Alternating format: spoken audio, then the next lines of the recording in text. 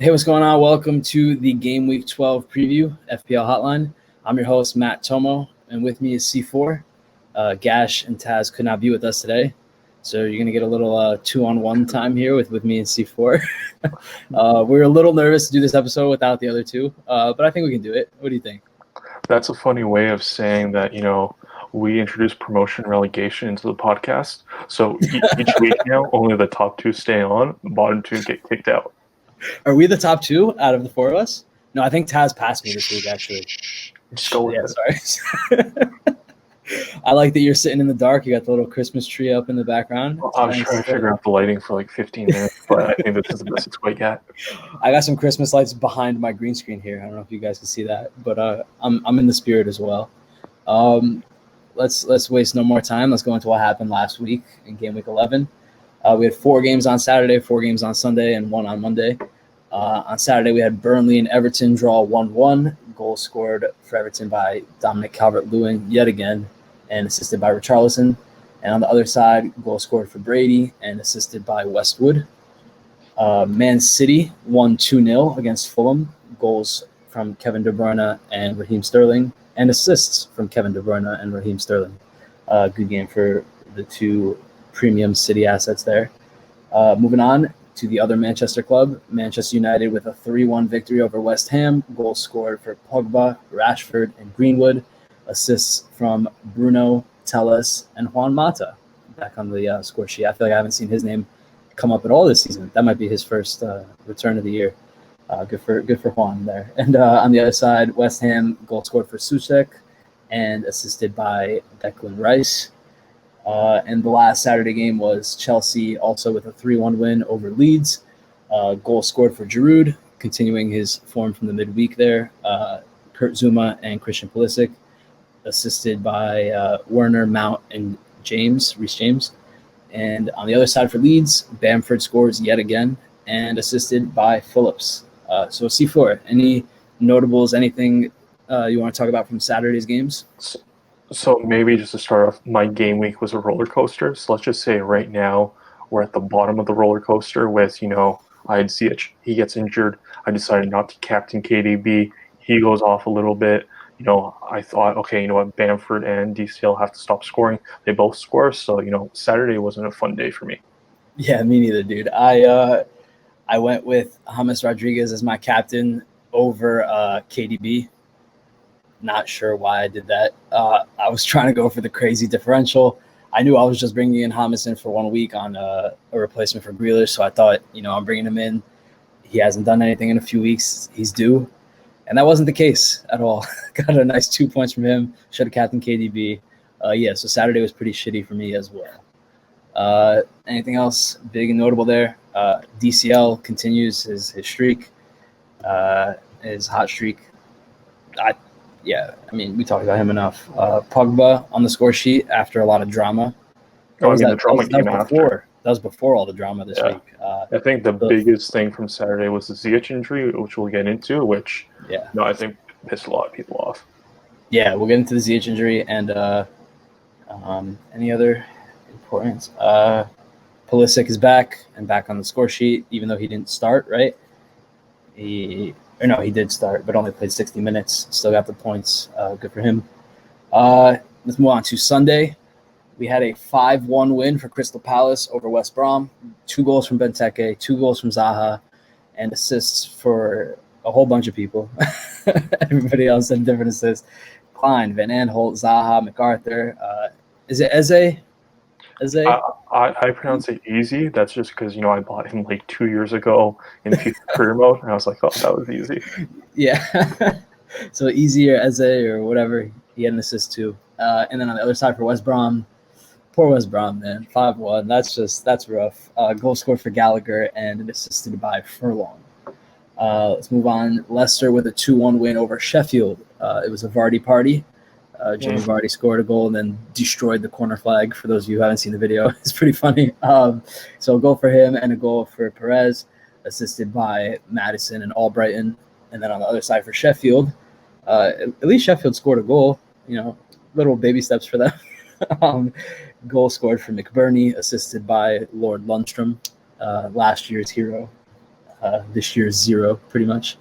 Hasn't really done too much. And then what else? Liverpool with a 4-0 win over Wolves. Goals for Wijnaldum, Matip, and Salah, and an own goal on the other side for Semedo. And those Liverpool goals were assisted by Mane, Salah, and Chu for Henderson. And that was it for Sunday's games, right? I think you missed the Spurs game. Oh. Okay, yeah. There was I missed that one on purpose. No other Sunday game. Just had the Monday game with Southampton beating Brighton. No, that was it. Right?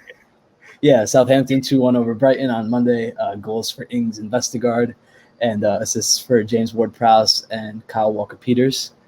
I think they both got the double last name. That's cool. Mm-hmm. And then Brighton, an assist for my favorite Danny Welbeck, and a goal for Gross. Gross. That's a tough one to say. Got that weird little B thing. That's like a double S, right? I thought. I'm not even going to try that. I think it's like gross. It's like okay, whatever you say. I don't know. And yeah, Spurs with a 2-0 win over Arsenal. Goals for Kane and Son, assists for Kane and Son. Yeah, I don't really want to talk about that one. Just Sunday. You know how I said my roller coaster? We were starting at the bottom. Yeah, we were starting the bottom of ground level. After that, we went to rock bottom because had Mane. He only got an assist in a 4-0 win. Captain Vardy, he's been averaging 2 returns away from home. He only got that late last minute, 90th minute goal. I was pretty high on selling off Spurs assets just for their rocky, period. Mm-hmm. Keep going off. And then I was pretty pissed myself on Monday because I thought I brought in a Southampton defender for this week just because I didn't have 3 with the Aston Villa Newcastle stuff going on. So I thought I brought in KWP. But when I looked at my team later, I were you after the deadline? I guess, right? No. I brought in Bernarek. How did you just bring in the wrong defender? No, were you drinking this weekend? I knew I brought him in, but just for some reason in my mind on Monday I was like, I brought in KWP or I brought in JWP, one of those double name guys. Oh, because you were considering the 2 of them, and then you didn't realize which one you picked. Yeah, I've been there. And then one note on that Spurs Arsenal game is just the classic Spurs formula. Kane and Son are both world class. They get something early from them and then park the bus the rest of the way. Yep. Arsenal had like 70% possession almost. If not 70, then right around there. I think the funniest stat was I think Willian had like 63 touches in the final third for Arsenal, but then Kane only had 4 for Spurs. Dude, Kane was playing like center back most of the freaking match, and that's why Spurs are going to win the league. Willian is awful, man. Willian needs to get out of Arsenal immediately. He's so bad. Didn't you love him after the first game week when he had 3 assists?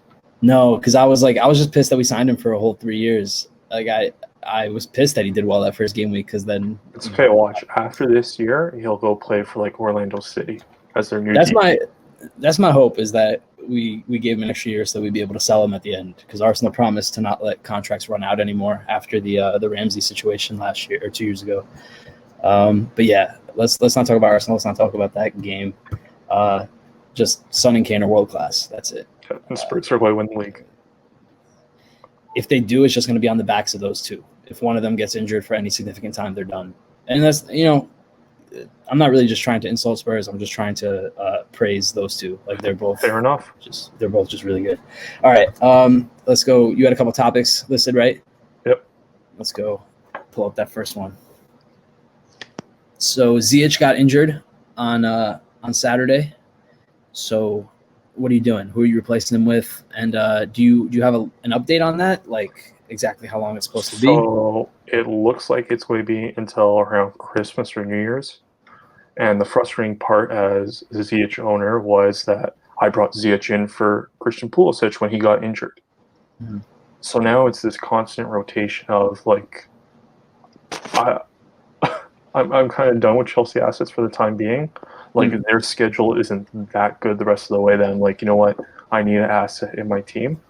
Mm-hmm. So what I've done and if you're looking for someone who costs around the same price or less, to me, there's only really 2 options you can want to consider if you're looking for that still another midfielder at a premium rate is Jack Grealish, if you don't have him, or just making the direct switch over to Christian Pulisic.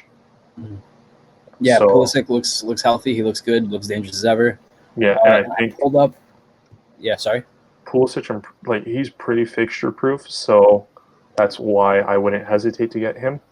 But so maybe after this, I'll just game player. Yeah, I brought in Grealish just because I think Aston Villa for the next, I would say, 4 game weeks, their schedule is pretty nice. yeah, And it frees up money for me to make some transfers starting next week with going from Vardy to the King, Sergio Aguero.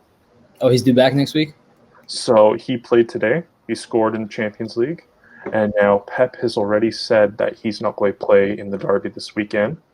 Which, do you know what that would set up? That would set up a potential Aguero captaincy against West Brom. That's ideal. And then that's an ideal opponent. 2 weeks later, they take on Newcastle at home. And Aguero, I think he averages the most goals in the Prem against Newcastle. So great time for him to come back. I know you're probably happy about that. You've been talking about him since our first episode, in the preseason. What I'm still confused about is because he was supposed to be back after the international break. Did he get injured again, or because he's very close to Diego Maradona, did that kind of set him back emotionally? So maybe. I don't think either was confirmed. So hopefully he's good now, and it's not like a lingering injury because, being out for 11 game weeks with 2 separate injuries isn't the best thing. Didn't he come back for 1 week?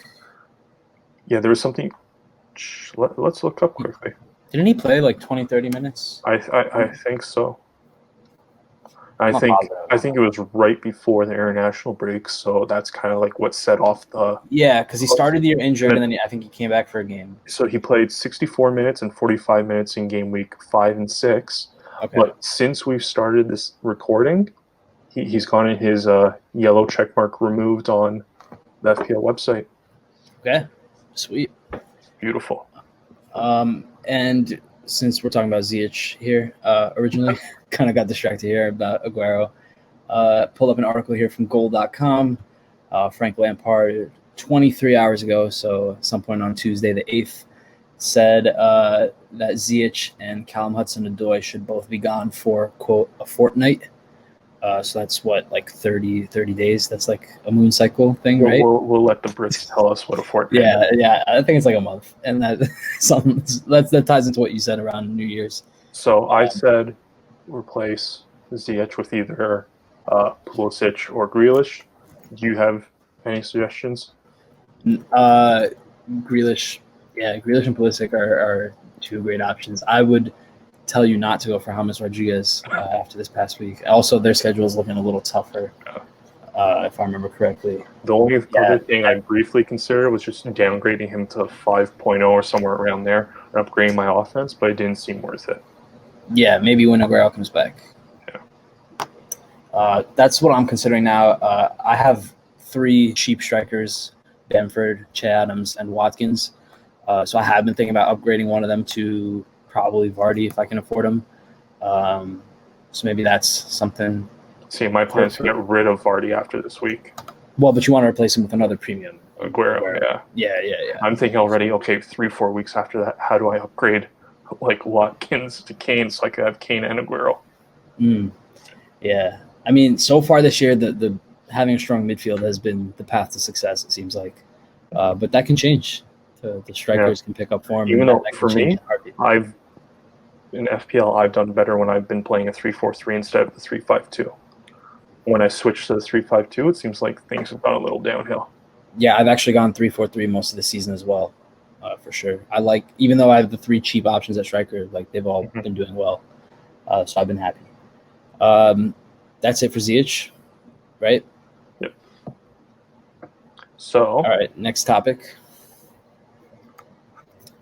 So Liverpool is due to rotate this weekend after a Champions League clash at the midweek. Salah played while Mane rested. So which front 3 do you expect to see this weekend? Salah seems to be fully healthy after COVID. There doesn't seem to be any lingering effects from that, but we know the fact that he played in the Champions League today probably means a rest for him this weekend, and vice versa for Mane. So what front three do you expect to see? You expect to see Jota get in there, Firmino, Salah, Mane? What do you think? So maybe like 2 hours before the podcast recording, I put out a tweet on our FPL Hotline account thinking, to me, the two main captaincy choices, one of them is Mane, putting out that question there. A bunch of people were replying with, it's Salah against Fulham. You have to give him the arm man. But to the credit of a tweet from FPL Crate Digger, Firmino only played 20 minutes tonight. Mane played 3. Jota played 87 after a weekend of rest. Pretty good front three. That seems to be most likely. Mane played 3 minutes, you said? Yeah. Cameo at the end? Okay, so he's definitely good. Jota, after being rested last weekend, makes sense for him to be ready to go. Yeah, I think he only played 17 minutes on the weekend. And Salah played the full 90? I think he played today. Or did Mane played, come on for him? Maybe. I'll double check, but Salah, he definitely started today. He definitely started on the weekend. And, it's kind of lining up the same way that when Mane got rested 2 game weeks ago. Yeah, they seem to have the same thing. Yeah, they have 4 players for 3 spots. Yeah. And they're all a little bit interchangeable somewhat because we know Jota can play in that false 9 role in place of Firmino. Sometimes we know he's comfortable on the wing as well. So I feel like this is something that we have to expect moving forward, at least for the time being with the congested Christmas schedule. I mean, is the Christmas schedule as congested as usual? Did that change because of COVID, or is it still like... Yeah, I just don't know off the top of my head how the cups are going to work into that. Yeah, it is going to be just as congested. There's games on. Yeah, it's going to be congested.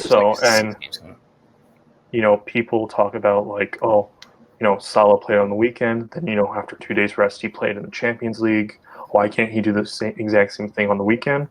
And my reason is, just because he can doesn't mean he should. Yeah, especially with the injuries they've had already. Oh, you cut out. Oh, did I cut out there for a second? Yeah, you're back. So you were saying what? I was saying that, Klopp and I think Pep, they've been the most vocal about, the fixture congestion is crazy this year. Mm-hmm. So for me, I think it's just as bad as it's always been, no? Yeah, I think Mourinho kind of made that point of he's been dealing with this for 10 years in the Premier League. This isn't something new. The top clubs are always going to adjust to this.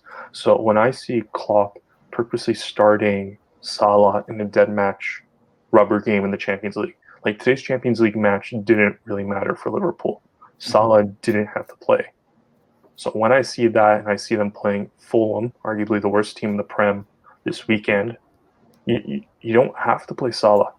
It just doesn't seem like that's something you have to do when you're Klopp. Yeah, and especially he missed. I don't know how much his COVID break is gonna factor into that decision as well. Because he missed some time and coming back, you kind of don't want to rush somebody like that. I think for the rest of the year we might have to deal with a 4-man rotation for 3 spots for Liverpool, which is not the worst thing to navigate. Other thing off the top of my head, Liverpool play Spurs on the 16th, just 3 days after Fulham on the weekend. So they definitely need Salah for that one. Yeah. So after 2 back-to-back games this week, you have Fulham and Spurs coming up back-to-back again. Mm-hmm. Do you really not want to give Salah the rest so that he could be fully fit for a game against your main rivals for the title right now? Yeah, and then if they're following that formula of back-to-back games, then rest, then back to games, then rest, it kind of seems like they're doing, then that means a front 3 of Firmino, Salah, Mane, which is their ideal front 3 for the Spurs game. That makes sense. Jota is kind of the 4th man there, even though he's doing great. And even though we've seen against Man City, there is a possibility for all 4 of them to start. Right. Forgot about that. That can definitely happen too. Yeah. All right, makes sense. Anything else? So just to lock it in, FPL Hotline predicts front 3 of Mane, Firmino, and Jota for this weekend for Liverpool. Yep. And then Firmino, Salah, Mane for the Spurs game. Yep. Big prediction there. That's the only 2 topics we had listed for today, right? Yep. So now we're just. Before we get to captains, do you want to just read through next week's games? because we're only at 20 minutes here. I don't want this to be a super short episode. I mean, I feel like we'll kind of hit on the games in our captaincy picks because we're going to pick out the big ones there. All right, boss. Yeah, you're the director of this episode. Whoever's in first place overall out of all of us gets to decide where this goes, okay? New rule. All right. So, kind of segueing off of the whole Liverpool discussion where we were talking about players wanting to have Salah as a captaincy option this week. Tomo, in your mind, is there a better captaincy option than Mane for this weekend? It's debatable, as always. With the Manchester Derby this weekend, that's not an ideal situation to captain players from either squad, of course. Although somebody with some balls might be able to do it. I think I'm going to stay away. I think I'm going to go for the Mane captain personally. But let me just take a quick look here on some of the players. So just quickly, out of the 10 games, just rattle them off quickly. Like Leeds, West Ham, I don't see any captaincy options there. Villa, Wolves, nope. Oh, so now you do want to read. Now you do want to read all the games. In this, that's what I'm doing here. This is my mind when I'm picking a captaincy pick.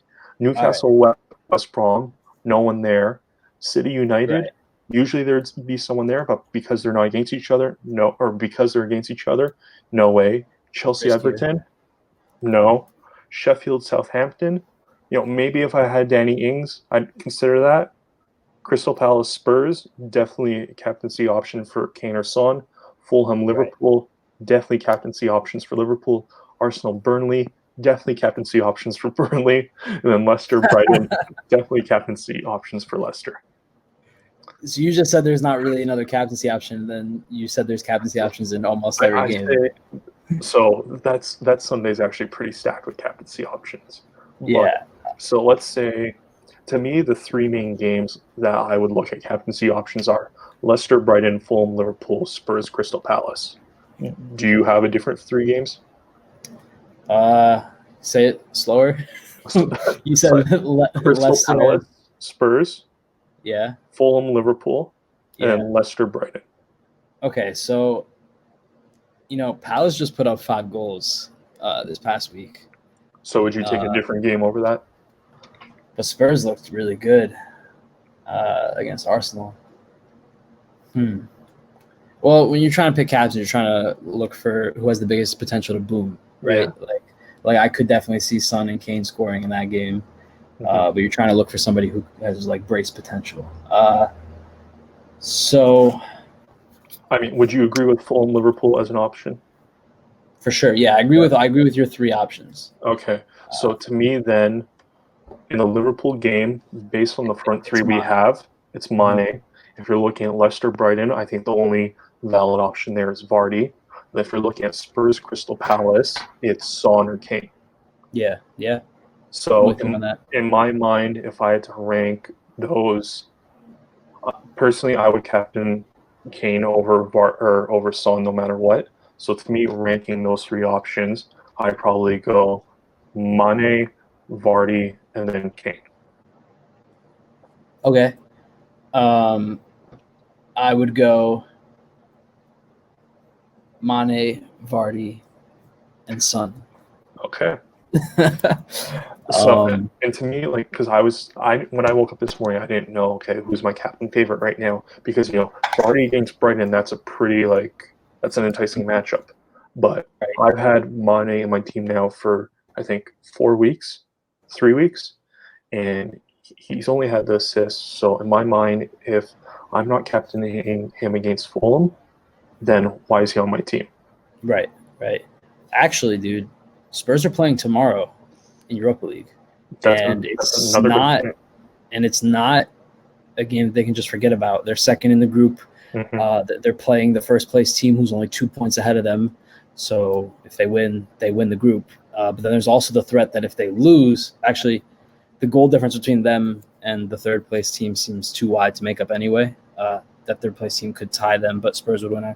Yeah. So if Spurs want to win the group in their Europa League, there's then Kane or Son or maybe both might be playing tomorrow. So I feel like if they both play tomorrow, do they get rested for Crystal Palace so that they're good for Liverpool? I don't think you Even can though rest both of them. I don't think Jose Mourinho would ever rest Harry Kane. I just don't think Maybe you can so. rest both of them. I think one of them has to play. Maybe one plays tomorrow, one plays the weekend, and they're both ready for the following week game against That's a good option Liverpool. too. I don't know because it's. I mean, look, it's Europa League. Like if you finish second in your group and your team like Tottenham, like you should still be winning your next the round of 32 matchup, right? The first knockout stage matchup. If you're a big club, I mean, there's some. United is dropping down from the Champions League, right? You got Arsenal in there. There's going to be a couple other teams dropping down. Maybe Real Madrid. Or wait, what happened with that group today? I am not quite sure. Yeah, I was recording my other podcast. I totally didn't see what happened. Maybe Real Madrid just dropped down to the Europa League and we don't know. Yeah. Well, no, I think they went through because I think they kept their record of being the only team to make it to every single knockout stage after qualifying for the group stage. Okay, so maybe they did. But yeah, so if Spurs are chasing that group title, they have to win tomorrow, and it's a simple you win and it's yours kind of situation. So just looking at Opta stats for expected points for this weekend, who do you think the top 5 players are in expected points? Well, I don't usually get into these stats, so this is just going to be like a shot in the dark. Yeah, this is just going to be a shot in the dark. So there's 5 expected points. I bet Mane's on there. You got one? Yeah, Mane, Vardy.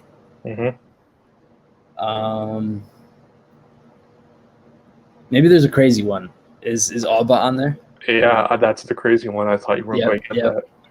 Okay. There's Alba. Maybe it's just for him. They're like he's due. He's got to score at some point, right? Maybe. Hopefully. So 2 more. Got to be one from the Chelsea game. I would go Werner, maybe. No. Is it Christian? There's no one from the Chelsea game. Interesting. So they're back in Everton defensively there. Is it somebody from a game that I already mentioned? One from a game you've already mentioned and one from a game you haven't mentioned. Then is it Jota? No. From Liverpool? Son? Kane? Okay, Kane. And then from a game I already mentioned. Do you want me to make it easier on you? A little bit, but don't give it to me yet. From the Liverpool game. Is it Firmino? No. Or is Salah on there? Salah's on there. So they don't take into account that he might rest, obviously. Yeah. So the expected points for this weekend are Mane at 6.1, Alba at 5.8, Salah at 5.8, Kane at 5.6, and Vardy at 5.2. In your experience using this stat of expected points, like how accurate does it seem to be? I mean, it's what led me to captaining Salah over Alba, or triple captaining him game week 1 over Aubameyang. So it worked one time. So it was used one time. To be fair, this year of the 11 game weeks so far, my captain has only not returned once. And you've been using the expected points stat to pick?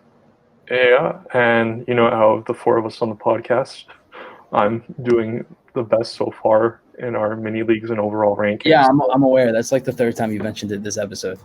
Do you want me to mention it one more time? Nah, but we should read the standings for the for our FPL. Just, I guess then to conclude our captaincy picks, I'm going Mane, Vardy, Kane, and you're going Mane, Vardy, Son. Okay. Because just seeing how you said Harry Kane had 4 touches in the final third. Yeah. And I mean, he did score an assist, but I don't know. He's got to stop doing that. Did you see that bullshit he does where he like sticks his ass out when the defender's jumping in the air and then he like here's the thing though, and the one thing I'll defend him on, someone on Twitter went viral with what they called a comp of all the times he's done that. Right. But it's literally him doing it 3 times. No, I think it was like 4 times. But it's all in the calendar year 2020, I'm pretty sure. Like it's all restart and so far this season. Like it's a lot of recent. It's not 4 times ever. That was like 4 times this year. All I'm going to say is that, forwards get abused in the box constantly on corner kicks and stuff like that and never goes their way. And so, the one time they try to fight back And honestly, I see it as I don't see why people like having a defender try to leap over someone like that. I mean, this it's dangerous for the defender to jump up, but what Kane is doing is wrong. You can't. You can hurt someone. But there's a bunch of things in soccer that are wrong. Then, like, you can't just pick out this one single thing and be like, Well, I don't like Harry Kane, and he plays for Spurs, so yes, I can. all I would say is that Taylor Twellman. Yeah. So he's really big into the whole, like, the effects of concussions on soccer, and how there's a movement now to basically stop teaching players how to head the ball. I saw that before they're a teenager, and that was an American thing, right? We did that.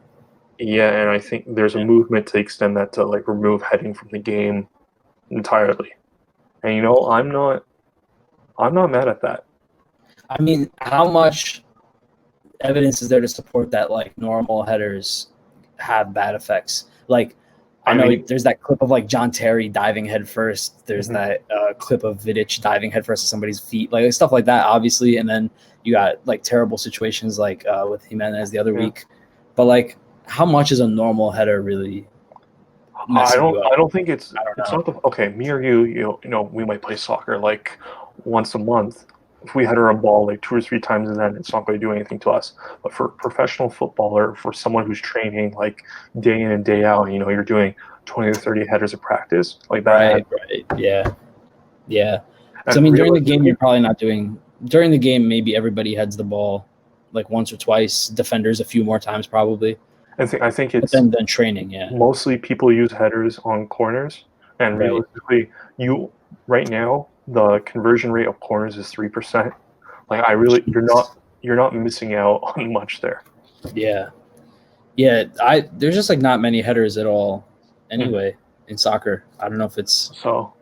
I don't know enough about like the big tactical reasons for that, but yeah, that's why there's a movement now in the soccer analytic community to move to short corner kicks. Short corner kicks are far. Where would they be from? Oh, like you have to taking it short. Yeah. Just because they're shown to be more effective, one at both keeping possession and two creating scoring chances. That's my go-to in FIFA. So it works better. It works better in FIFA. So, as we all know, FIFA is a perfect representation of real life. So, that's our captain picks. There, you patted the runtime. Yeah, there we go. We got up to 30 minutes. I could be proud of this. And let's just end it by I'll give you guys like the top 5 in the FPL Hotline official league. So we got some bitch in first. We got who? Some bitch. We got also first in our private mini league. Yeah. Don't worry, C4 is not just calling like a random listener a bitch. This is someone in our mini league as well. We got 2 girls, 1 clop in first place. Second place, Werner Bros. Third place, Grealish FC. Fourth place, NF Tridos FC. Tridos. Yeah, I don't know. In fifth place, C4 United. And then let's see, Taz is in 23rd place. I'm in 41st place. This Gash are about to be in dead last. Gash is in 48th. Out of how many? I think we had like 76. Yeah, we have 76 people in the league. Yeah, but aren't like the bottom 5 guys people who take like minus 50 hits every single week? No, it was just the last place person. Okay. Remember we looked into that last week? They took like a minus 56 the week before. Yeah. So that's our standings for right now. Not good. Not looking good for the supposed experts on the show. I think you're doing okay. Yeah, you're in 5th, but last year. The rest of us, gotta step up my game. Mm-hmm. You should listen to me more. All right. Any final thoughts? Yeah, go Captain Hamas again. I can't connect to the Wi-Fi network. You might want to check the connection settings in the Google Home app. Is that your Alexa or your Google Home? Yeah, that's the second time it's gone off this week randomly. They're always listening, man. It's scary. Yeah. Just throw it out. Throw it out the window. It went off when I was watching YouTube at like 12:30 in the morning, and a YouTube ad went off saying like the word that makes it go off. That's on purpose. They probably put that in on purpose, make people's Google Homes go off. Mhm. I don't like that shit, man. I do not No. have an Amazon Alexa or Google Home. I only have it because Spotify were giving them away for free. So Were I they? threw them. Yeah. They do it like once a year. They'll give away a free Google speaker. with Look your at me like premium getting membership. excited over it. I don't want that. That's But see, that's It's a spy another device. another reason why Spotify's better than Apple Music. Yes, it is. Yes, it is. So go listen to the show on Spotify. Make sure you listen on Spotify. Follow us on Twitter at FPL Hotline and on Instagram at FPL Hotline. Subscribe on YouTube, FPL Hotline. And yeah, that's it. Thanks for listening. Thanks, C4. And see you guys next week. Peace.